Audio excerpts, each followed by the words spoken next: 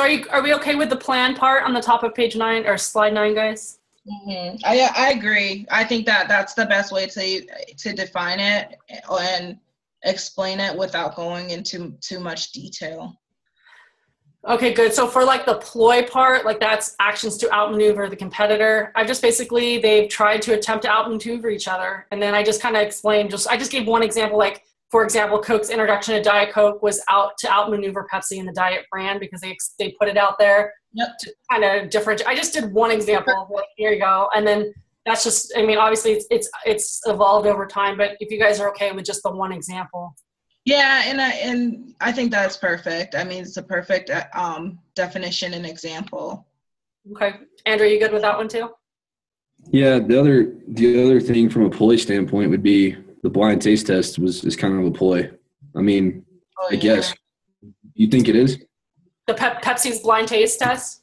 Yeah. I mean, do you guys think that's – I think it's a ploy. Do you? Yeah, I do. Absolutely. Like they wanted people to realize that they really truly did prefer Pepsi over Coke, right? Yeah. You think you like Coke until you taste them both, and then you get surprised at which one tastes better. So I'll put Pepsi implemented the blind taste test. So do you want to go back into how back in the day they with the military Pepsi doubled the size of the Coke their bottle? Like I think Coca-Cola was doing 6 ounces and Pepsi was doing 12 ounces of the bottling as a ploy. Or do we not want to go into too many examples? What do you guys think about just one for each? Do you want to do one for each? Perfect. So do we want to do I like both of them. I mean, I think they both are examples of ploy, but I'm fine with either of them. Do you guys have? Diet Coke was major. Diet Coke was a major thing that they did, and so was the taste testing. The taste testing changed everything for Pepsi. So I'll put Pepsi implemented the blind taste test to have consumers realize their true preference for Pepsi, and then I'll say therefore winning market share. Awesome. Was that good for you, Andrew? Yeah, I like it. I think it's a good idea. Okay. I'll go back and kind of reread this for wordiness, but just to get it kind of. And send it to us, and we'll, I want to look over it. Maybe not tonight, but tomorrow I'll look over it. And if I see anything that needs to be changed, I'll probably just write a comment in the notes area of the PowerPoint. And that's it. Perfect. Are we good with going to, let's go to slide 10. Yep. Let's see. So pattern, consistent actions over times.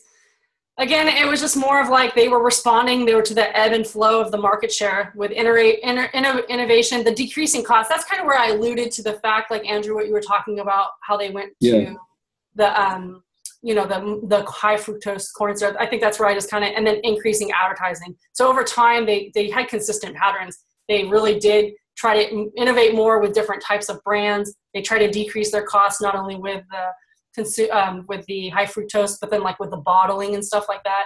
And then they were always trying to increase their advertising. Yeah, they tried to. I agree with that. I mean, they really evolved a lot over time. I mean, I remember, and was Coke the first company to go with? Remember the cans where the tab used to tear off and you throw it away? Yeah. I do. Was Coke the first company to go with the tab that stayed on the can? I don't know. That's a good question. Somebody did it as almost like an environmental ploy to stop polluting because people were throwing the tabs out car windows and stuff. Yeah. But I don't remember who was the first person to do it. But I know